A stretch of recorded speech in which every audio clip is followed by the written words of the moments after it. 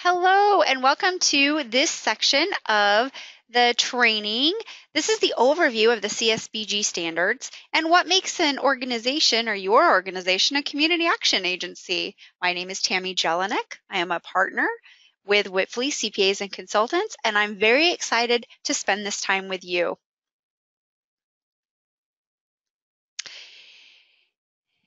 All rights are reserved on this material, and we have a copyright on the material as well.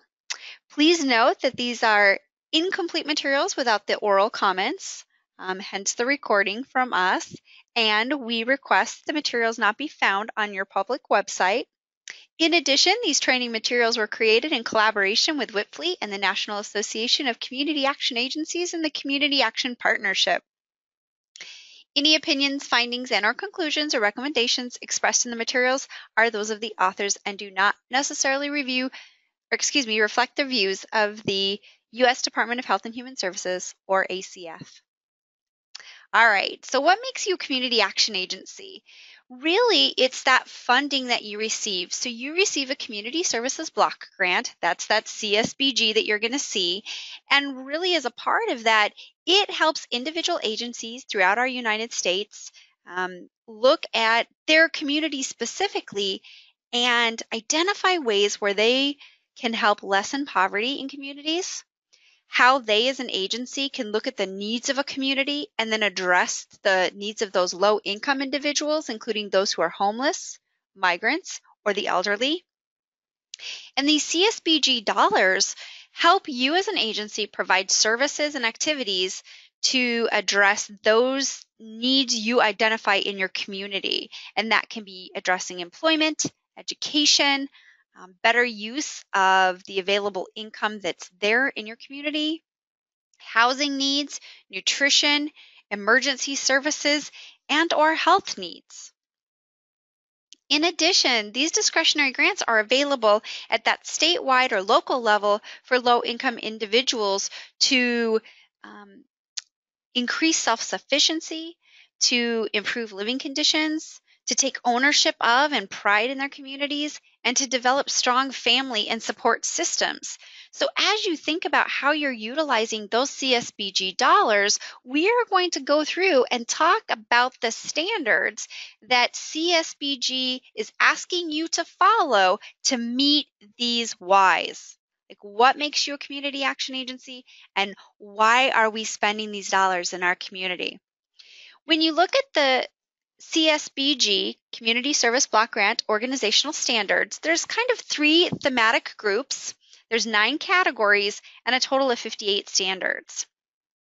And when you think about how they're identified, it's really the first piece is maximum feasible participation. So it talks through how you're going to get information from your community, and you're going to take that information, and through that, you're going to help decide how you're going to use those CSBG funds. It identifies how you're going to be engaged in the community and how you're going to use the community assessment as an ongoing tool for your strategic planning and your tactical implication or implementation of CSBG dollars. On the vision and direction side, it really identifies what your organizational leadership will look like, your governance, so your board governance and your overall governance structure, and then what's your strategic plan doing to help you meet the vision and direction that your agency wants to do as a community action in the for your participants, and also that the funders are going to allow you to do. On the operations and accountability, that gets a little bit more tactical. So that's talking about what are some of those minimums that you need to have in place on human resources management, your financial operations and oversight, and then the data and the analysis that may need to be done in this process. So we are going to dig into the standards, and throughout them, please know there's 2 sets of standards. One of them is for private nonprofit CSBG eligible entities.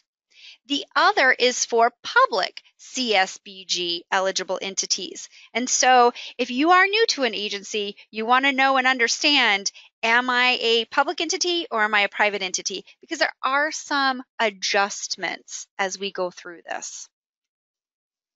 All right, let's get into that first section and look at category 1. Category 1 is your community involvement, your governance. So in this, again, it's consumer input and involvement.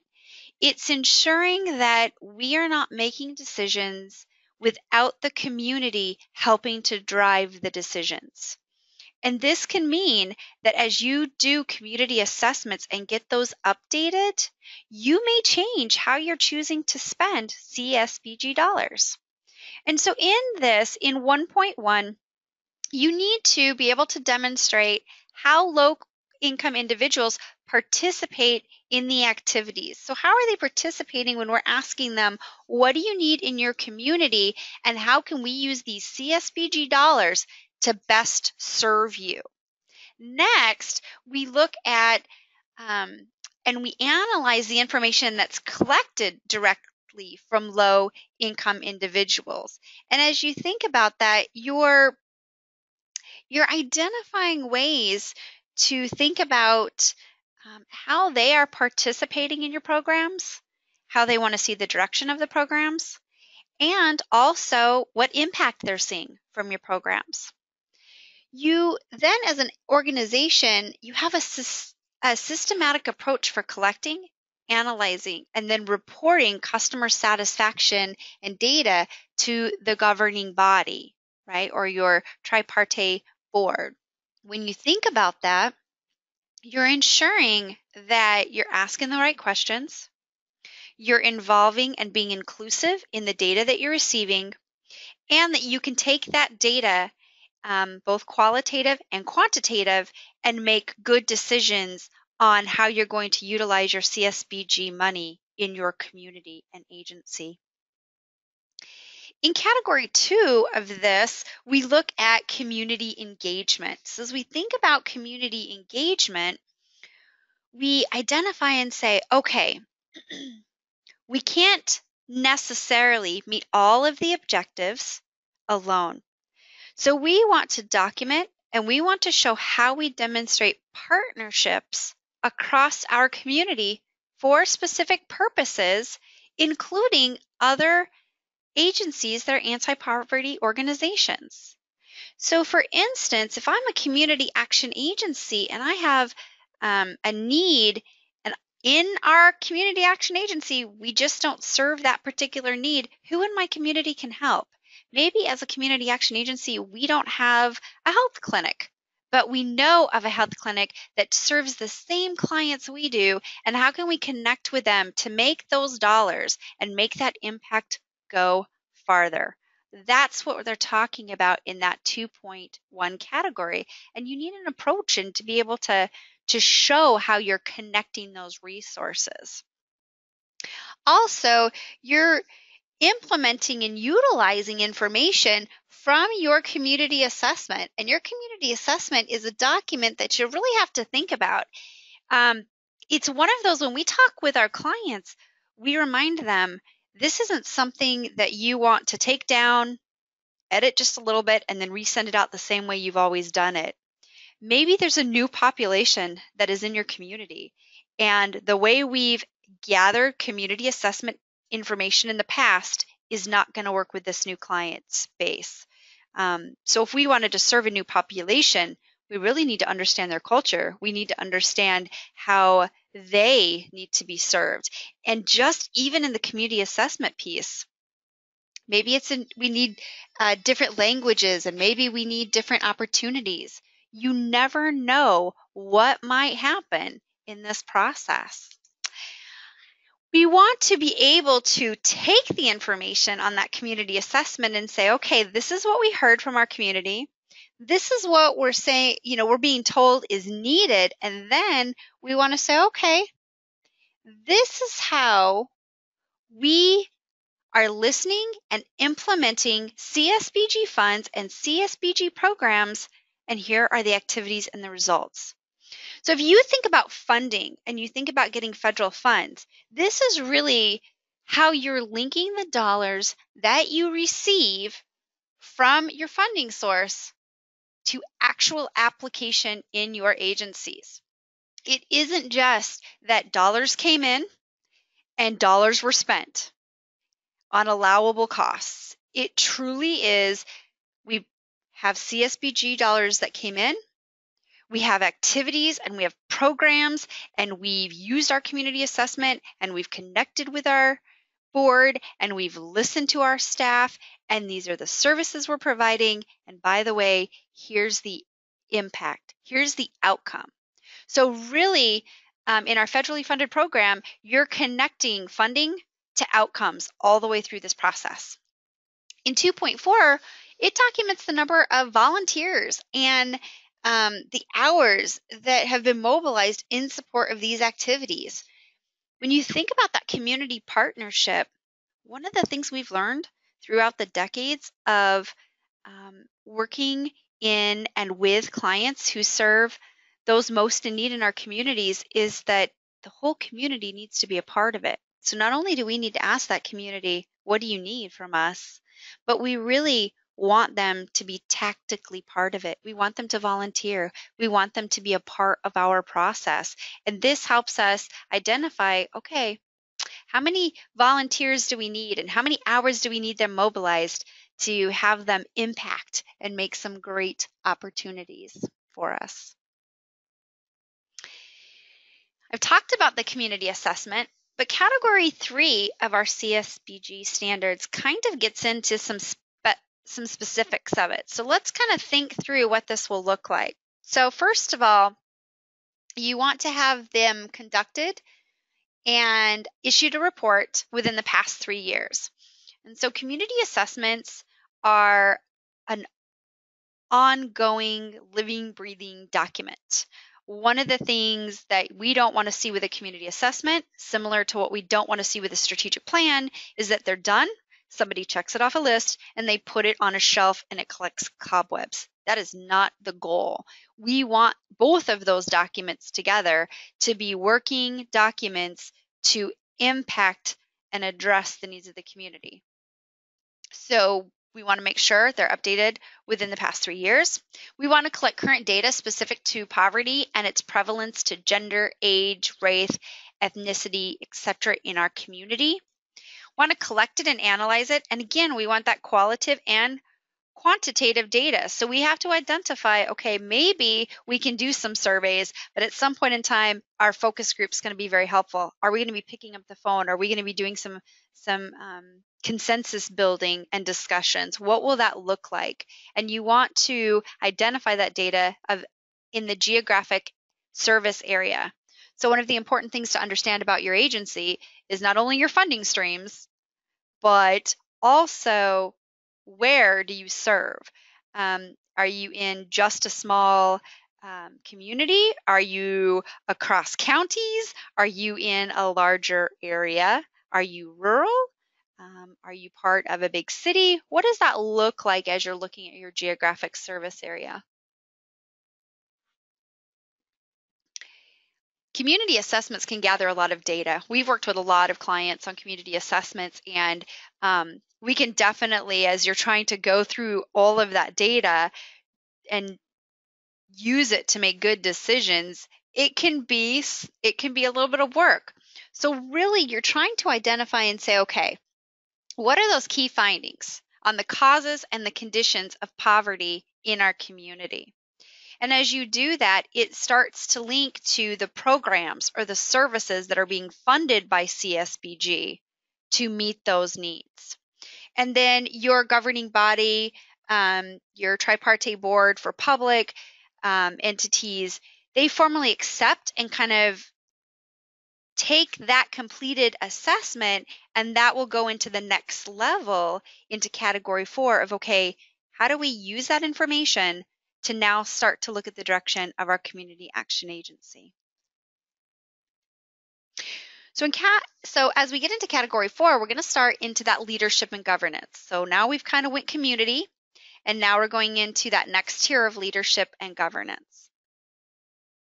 In category 4, we start to talk about, okay, the organizational leadership. So if you're looking at and thinking about that governing body, they've reviewed the mission statement within the past 5 years. There's still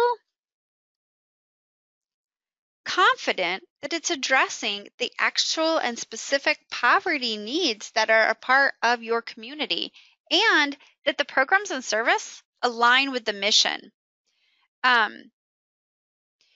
You want to ensure, and as great agencies grow, as they expand, as they accept new program dollars, as they accept new federal dollars, we want to always do this kind of test back to our mission statement. Is the program that we're putting into place, is it going to meet our mission? And if it isn't, does that mean we need to look at and adjusting our mission statement? Or does that mean we need to really look at the program itself and if it's the right fit for our community action agency?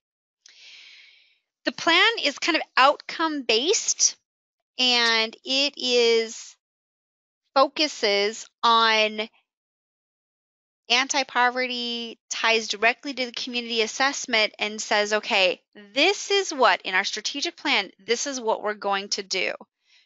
So you have your strategic plan. This is the guidance of your agency. You've connected it back to the community assessment.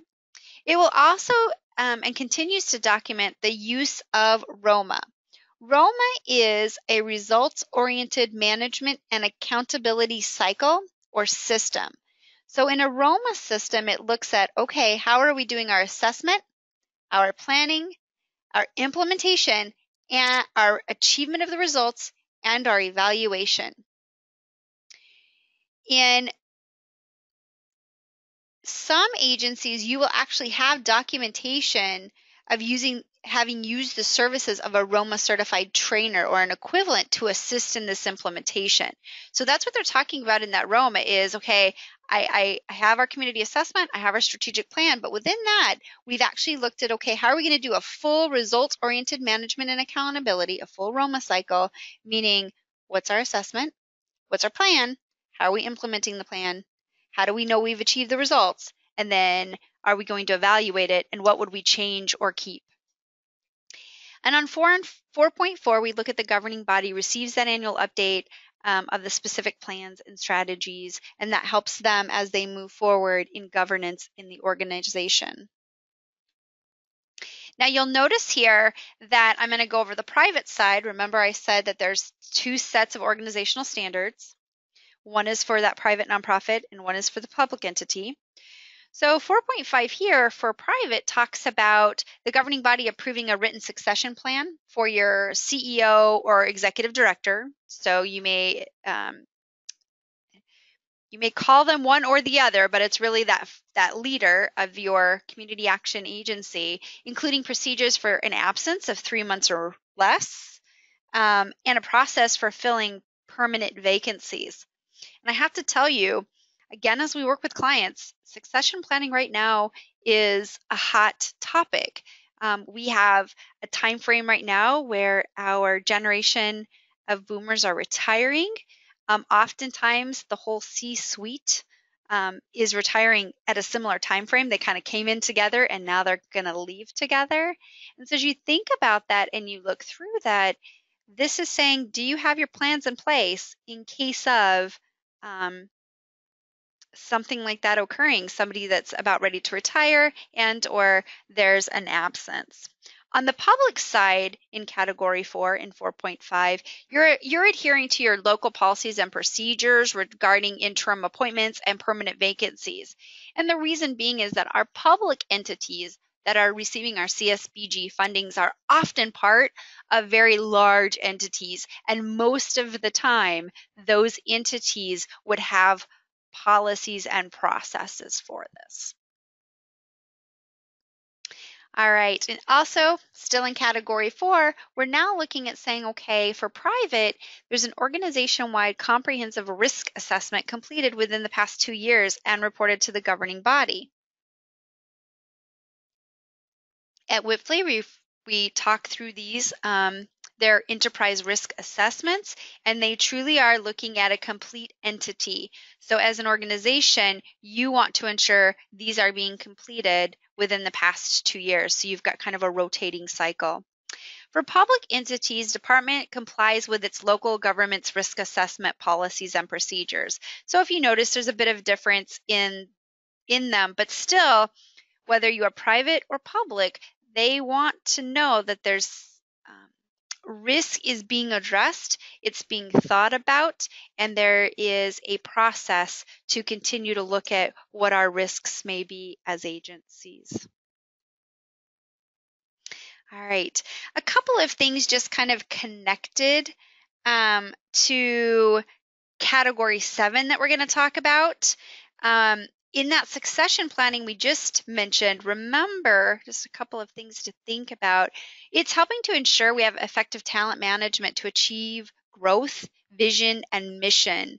And so even though the standards focus on the CEO's succession, we do want to let agencies know, and you may be a new person, welcome to our community action world, but you may be new as well. And so we are having some turnover right now with those retirements. Also, succession planning, talent transitioning really prepares individuals for inevitably change by developing critical competencies. One of the things we can say in a grant-funded world is that there will be changes. We receive regulatory changes a lot, and so we want to ensure that we've got those in place who understand change can occur and how they are going to implement it within their community action agency. In addition, that succession planning promotes continuity of your organization's culture, which is a very important piece.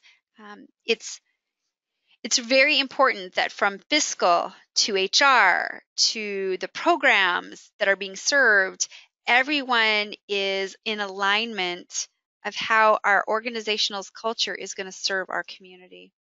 It also helps assure that good leadership development will intentionally happen.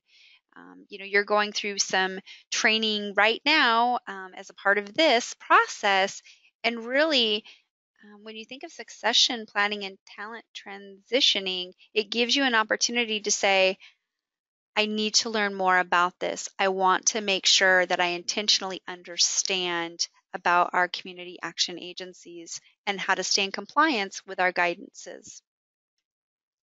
So as we go into category 5 of these organizational standards that we need to follow, we start to talk about that board governance piece. Oftentimes, if you're part of fiscal, you're part of the board governance piece because the information that you are producing for our governing bodies helps them address the legal and fiduciary responsibilities of being a part of a board.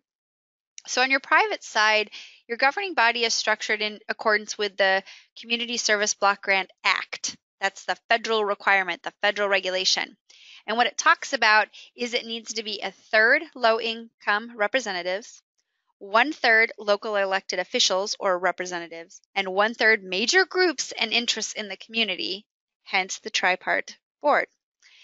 In addition to that, on the public side, you're structured in accordance with the act by either that a third, or another mechanism to assure that the decision making and participation by low income individuals happens.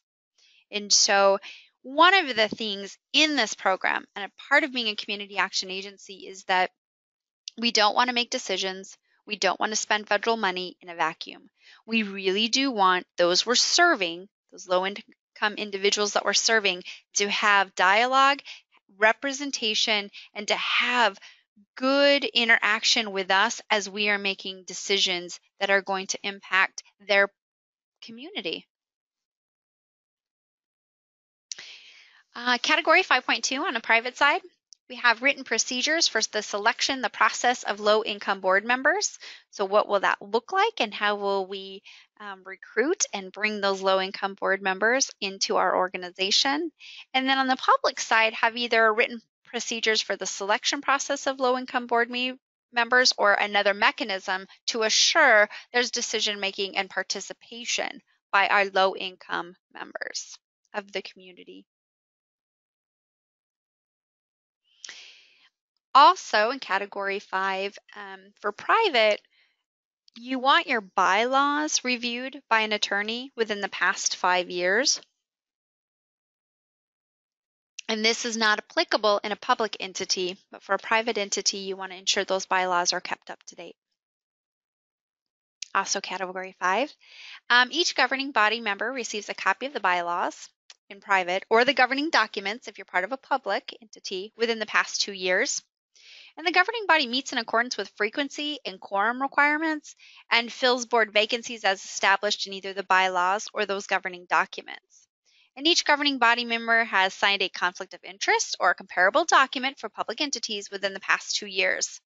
This really helps to ensure that we have a good process to helping our board members understand us as a community action agency, understand how our funding is received, and how our funding connects to the outcomes of the programs and the people that we serve in our community. It ensures that the governing body is there and present and available at our meetings, and that they're making and voting on decisions in a quorum, and that they understand that because we are federally funded, we want to ensure that we have great transparency through any conflicts that we may have. All right. Category 5 as well, and 5.7, you have a process to provide a structured orientation for governing body members within 6 months of being seated. The governing body members have received training on their duties and responsibilities within the past 2 years. And the governing body members receive programmatic reports at each regular meeting. So that's really giving them that opportunity to do a few things. So let's talk about board orientation. We do board training, and we usually do it very much from that compliance-based thought process. But really, agencies that have successful board orientation have engaged board members. It gives board members that opportunity to understand what makes a community action agency unique, how we serve our population, how we connect and ensure that our federal funds that are received are dispersed in the correct and compliant way. And it also just helps them know, this is my job. This is what I'm here to help do. Also, training on duties.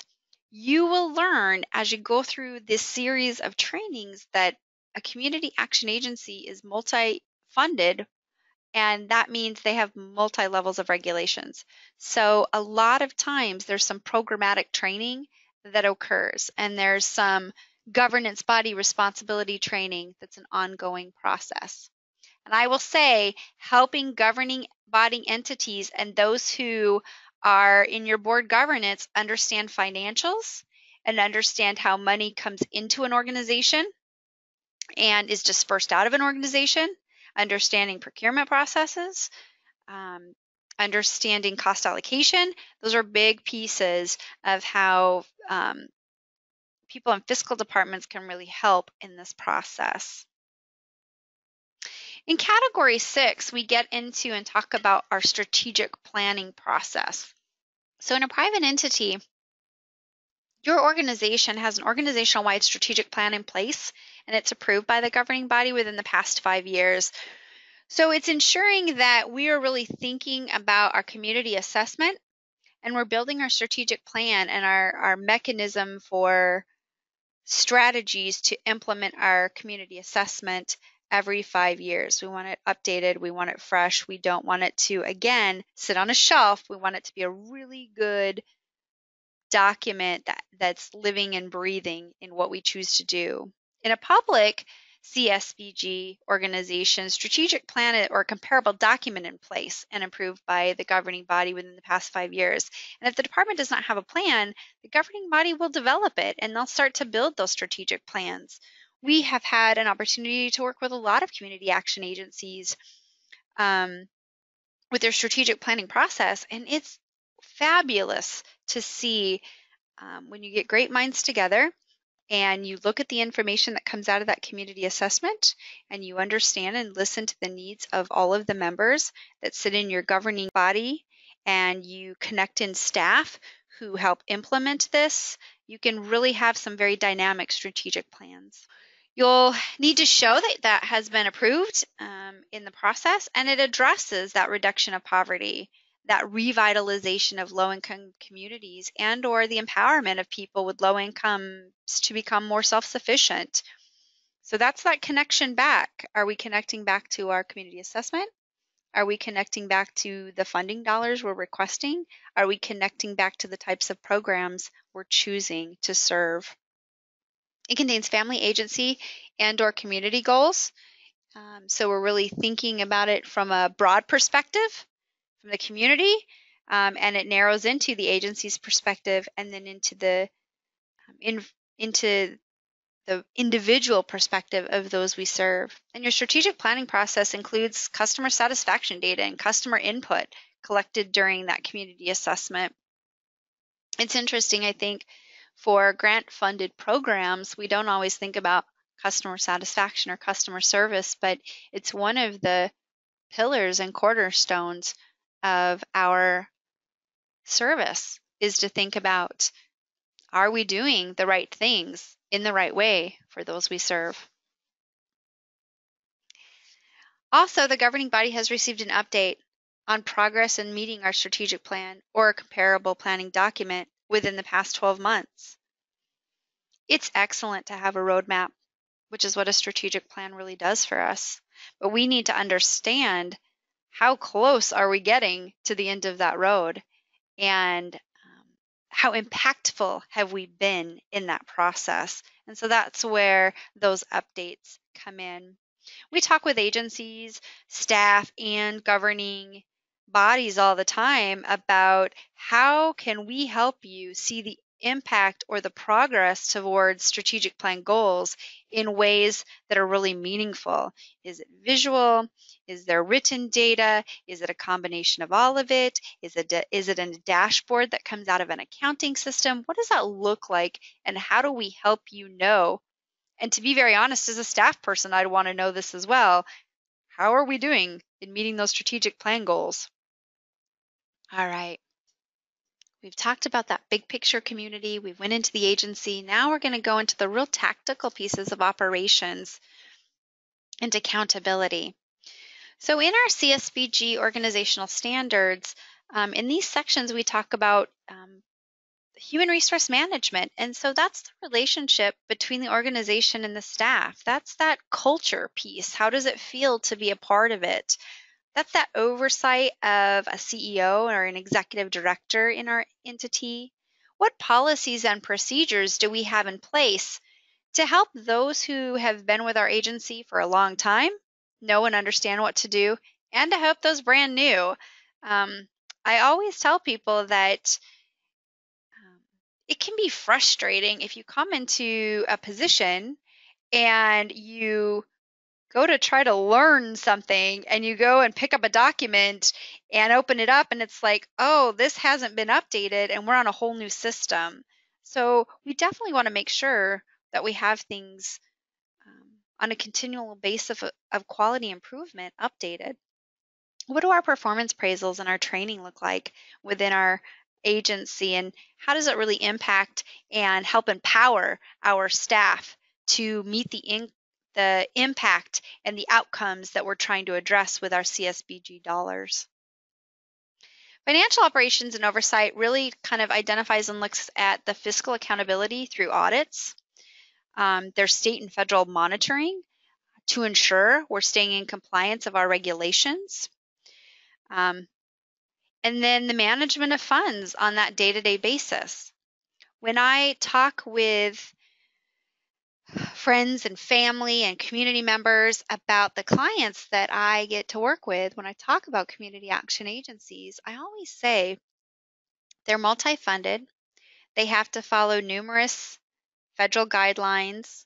They have to follow guidelines about how they can spend their money, how they have to run their programs, how many people they need to serve. And in addition to that, they also have to run the business that we run on the for-profit side.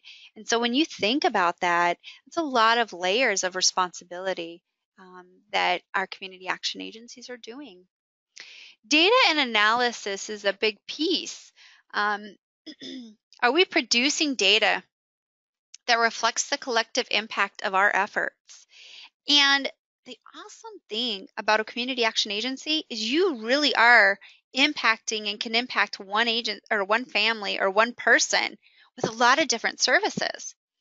How are you able to show that if somebody came in for a housing service and you helped them with utilities, and you might have helped one of their children get into a Head Start program, and you might have helped them receive, you know, lawyer services from a community partner, how are you able to show that impact of those different programs with different guidelines, how they impacted that one family? So how are we showing that? What are the stories? We don't want to forget that data isn't just the numbers. Numbers are important, but the stories and how they reflect what we did can be just as impactful. When you do grant applications in our federally funded world, they'll often ask,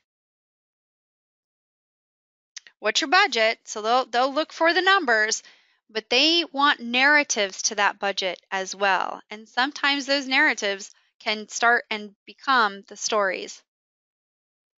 How are we sharing with our community the outcomes that have been achieved by our families, by our agency, and by the community as a whole, because a community action agency is there?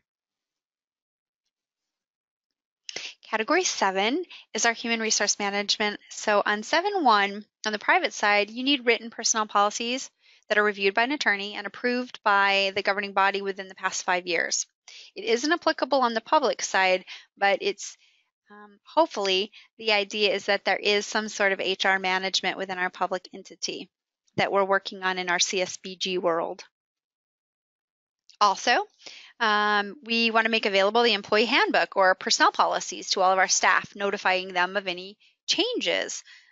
Employee handbooks are very important to our organization to help us continue to help others, our staff and employees, keep in compliance, but it helps people really know and understand what they are being asked to do from that compliance level. On the public side, you follow your local government policies in making the handbook, and again, make those available and notify of changes. Excuse me. All right, category 7. So for our private entities, we want written job descriptions for all of our positions updated within the past 5 years. And then for the public entity is written job descriptions again for all positions. On the private side, appreciate the updated within the past 5 years because maybe there are no changes. But I certainly know in some jobs, sometimes we are doing work that is in addition to what might be on a job description, and it gives us an opportunity to really refresh those. It also helps us identify those competencies and maybe some of the training and development needs for those in that succession planning process that we talked about in the beginning of the slides. Also in this section for private, we're looking at the governing body conducting performance appraisals of the CEO and the executive director each calendar year, so it's an annual process, and that the governing body reviews and approves the CEO's or executive director's compensation each calendar year. On the public side, you're going to follow your local government's procedures for performance appraisals of the department head, as well as compensation. All right.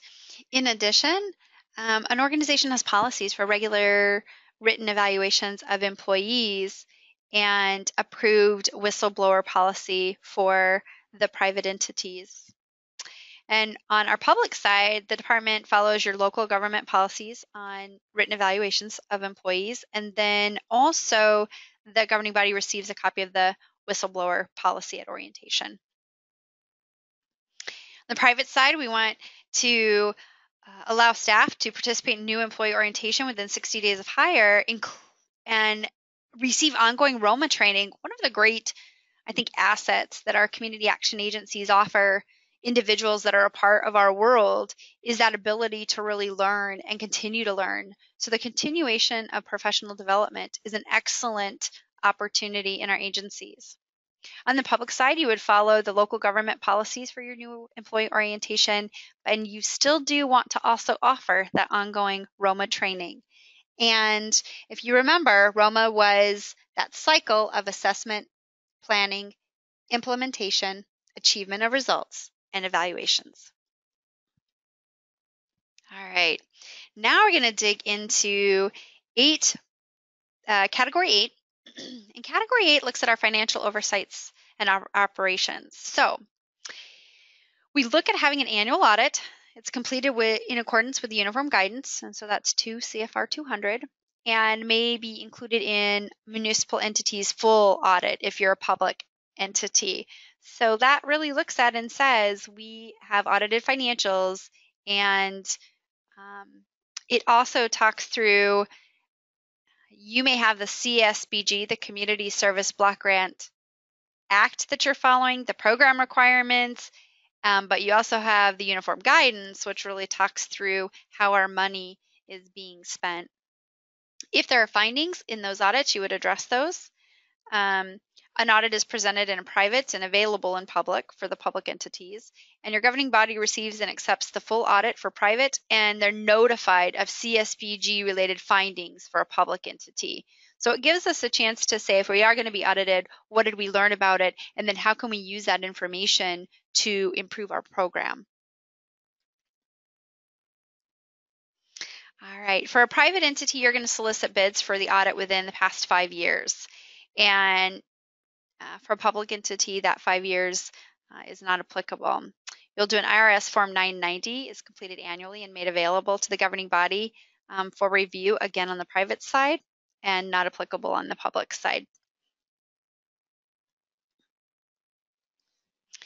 A couple of other pieces as we kind of balance category 8 on the private and the public side. So our governing body receives financial reports at each regular meeting, including organizational-wide reports on revenue, expenditures, comparing budget to actual and by program, and then balance sheet and statements of financial positions. It's really giving them the opportunity to be able to view and see how our money is flowing into the agency, and then how are we spending it, and what does that look like? Are there questions, concerns? Should we celebrate something that has occurred, etc.?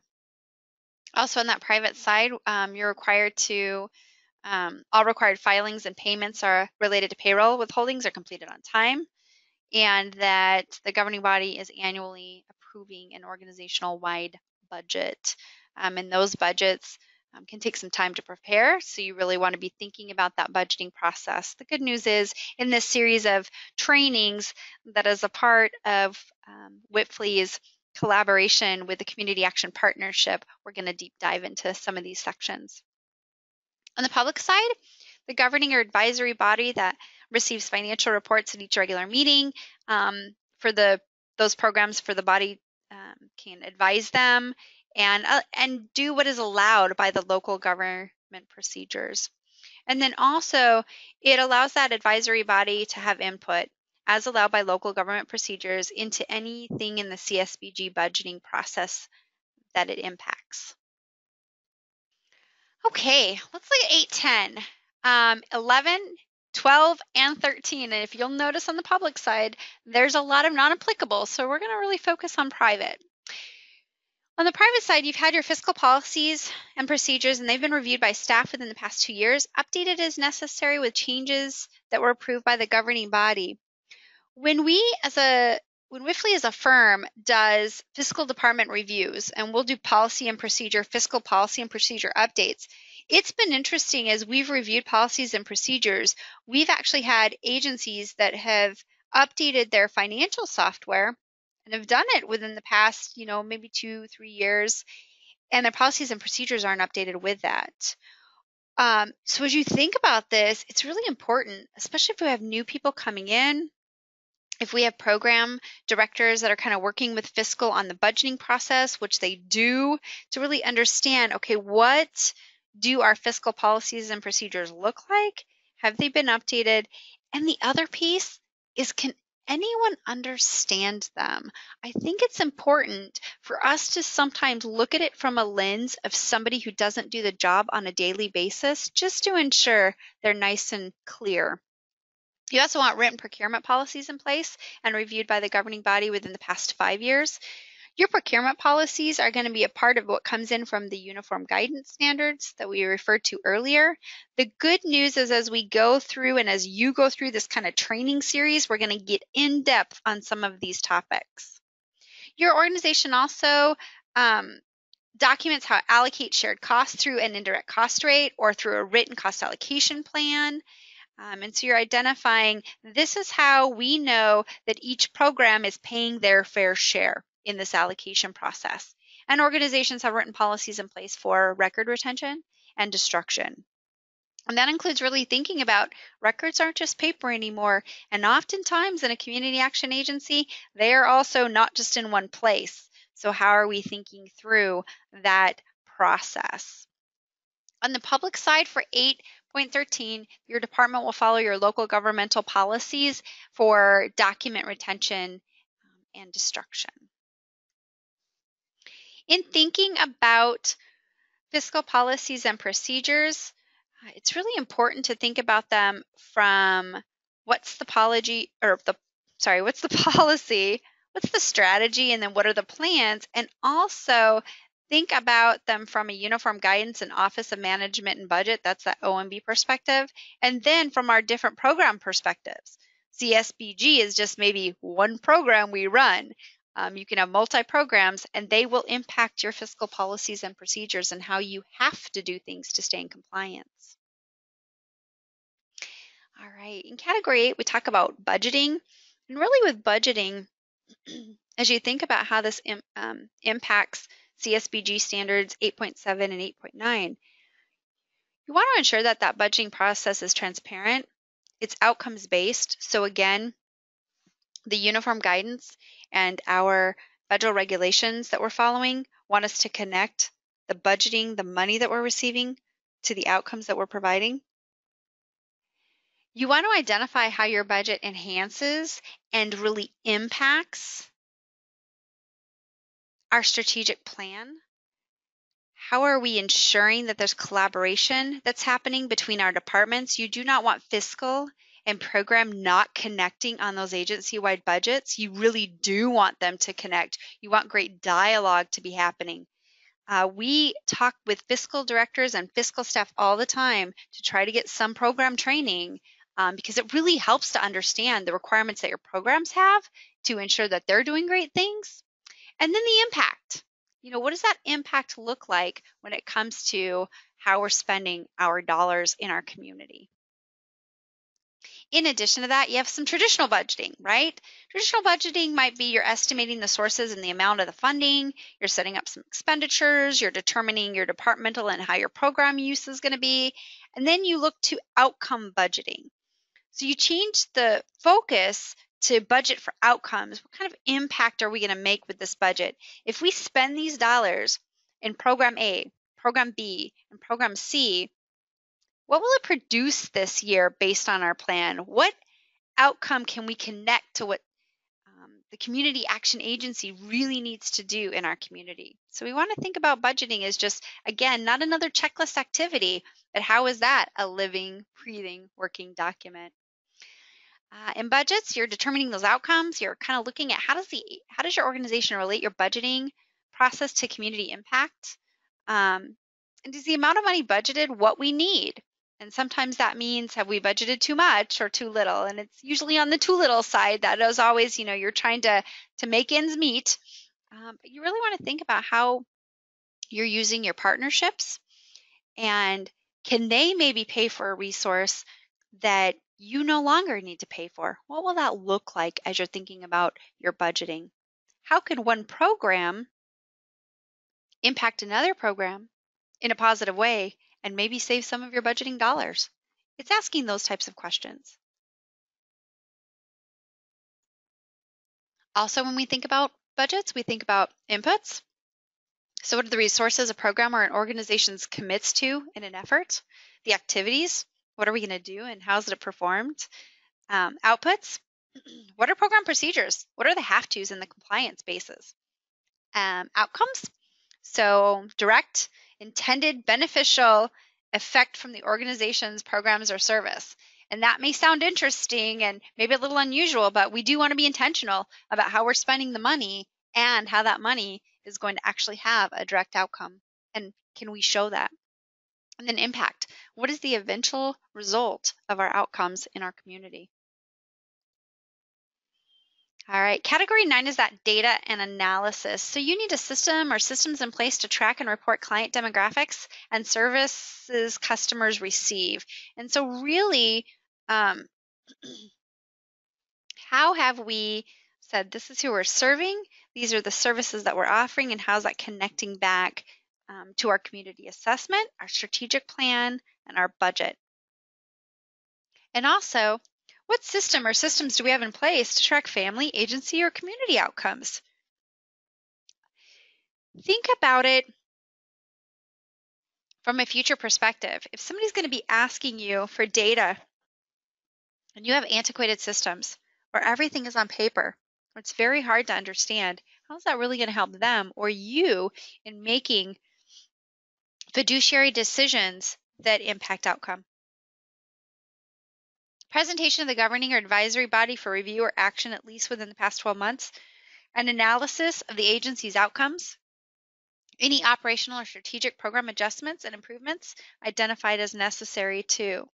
It's not just having data for data's sake. It's actually taking that data and using it to make some continuous improvement. We may be learning from our data that a goal that we thought we had in that strategic plan may not be making the impact that we need.